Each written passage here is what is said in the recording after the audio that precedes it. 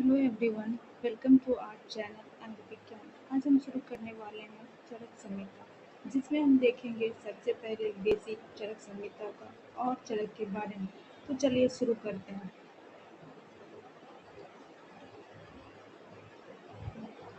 चरक संहिता। आयुर्वेद संहिताओं में चरक संहिता सर्वश्रेष्ठ ग्रंथ है, जिसमें चिकित्सा विज्ञान के मौलिक तत्वों का उत्तम विवेचन किया गया है। इसके अतिरिक्त इस ग्रंथ में सूत्र रूप में सांख्य, योग, न्याय, वैशेषिक, वेदांत, मीमांसा इन आस्तिक दर्शनों के साथ साथ चार्वाक आदि नास्तिक दर्शन का वर्णन किया गया है। अब हम देखेंगे उत्पत्ति। चरक संहिता के उपदेष्टा हैं पुनर्वसु आत्रेय, जिनका काल है 1000 ईयर बीसी।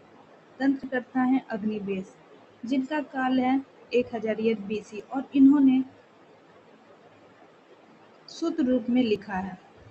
प्रतिसंस्कर्ता या भाष्यकार कह सकते हैं आचार्य चरक है, जिनका काल है 200 ईयर बीसी। संपूरक आचार्य दृढ़बल हैं, जिनका काल है 4th सेंचुरी एडी। टीकाकार है आचार्य गंगाधर राय, जिन्होंने टीका लिखा है जल्प कल्प तरु।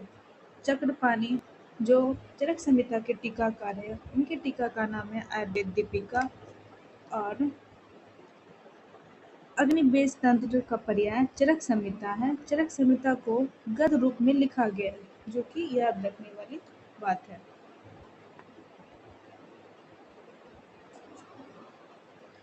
अब है स्थान। चरक संहिता में 8 स्थान बताया गया है। सूत्र स्थान, जिसमें 30 अध्याय हैं। निदान स्थान, जिसमें 8 अध्याय हैं। विमान स्थान, जिसमें 8 अध्याय हैं। शारीर स्थान, जिसमें 8 अध्याय हैं। इंद्रिया स्थान, जिसमें 12 अध्याय हैं। चिकित्सा स्थान, जिसमें 30 अध्याय हैं। कल्प स्थान, जिसमें 12 अध्याय हैं। सिद्धि स्थान, जिसमें 12 अध्याय हैं। तो कुल 120 अध्याय है। अब है 2 प्रमुख आयुर्वेदिक ग्रंथों के संग्रह, बृहत्तरी और लघुत्रयी, जिसमें बृहत्तरी में चरक संहिता, सुश्रुत संहिता, अष्टांग हृदय ये सब शामिल हैं। लघुत्रय में माधव निदान, सारंगधर संहिता, भाव प्रकाश शामिल है। अब है आयुर्वेदिक चिकित्सा को 8 भागों में बांटा गया है।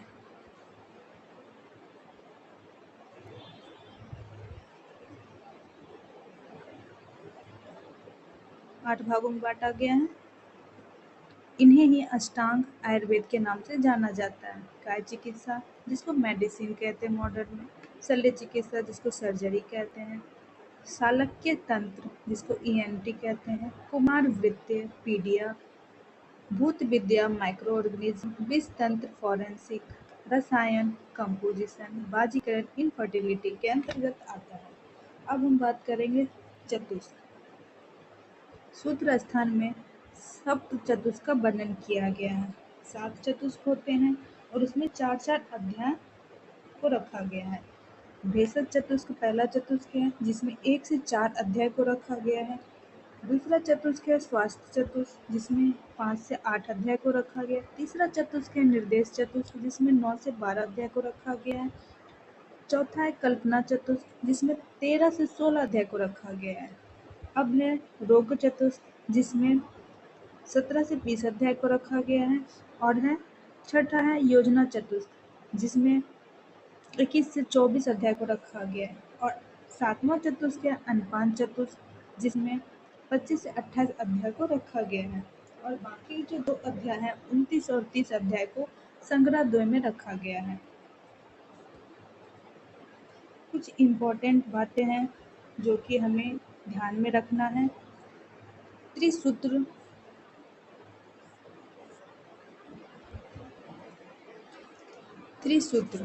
जिसको त्रिस्कंद भी कहते हैं, और इसमें हेतु, लिंग, औषध ये सब आते हैं। फिर है त्रिस्तंभ, जिसको त्रिदोष कहते हैं, और इसमें आते हैं वात, पित्त, कफ। फिर है त्रिउपस्तंभ, जिसमें आहार, निद्रा, ब्रह्मचार्य आते हैं।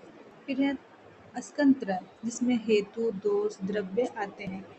और ये सब का वर्णन सूत्र स्थान के प्रथम अध्याय में आपको मिल जाएगा चरक संहिता में। पंच महाभूत हैं आकाश, वायु, अग्नि, जल, पृथ्वी। आकाश और वायु महाभूत में वात दोष की प्रधानता, अग्नि में पित्त दोष की प्रधानता है और पृथ्वी और जल में कफ दोष की प्रधानता है। अब हम बात करेंगे संभाषा की। चरक संहिता में 7 संभाषा का वर्णन किया गया है।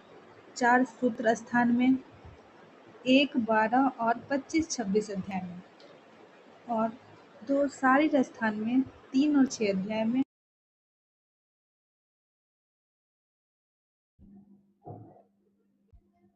एक सिद्धि स्थान में फल मात्रा सिद्धि के अध्याय के रूप में वर्णन है। अब हम देखेंगे चरक के बारे में। चरक विशुद्ध नामक एक ऋषि के पुत्र और भगवान आनंद के अवतार थे। चरक कुषाण वंशीय राजा कनिष्क के राजवैद्य थे। कुछ लोगों का मानना है कि पतंजल, योगसूत्र और पाणिनि महाभाष्यकर पतंजलि और चरक एक ही थे। चरक वैशंपायन के शिष्य थे और अग्निवेश तंत्र के प्रति संस्कर्ता थे।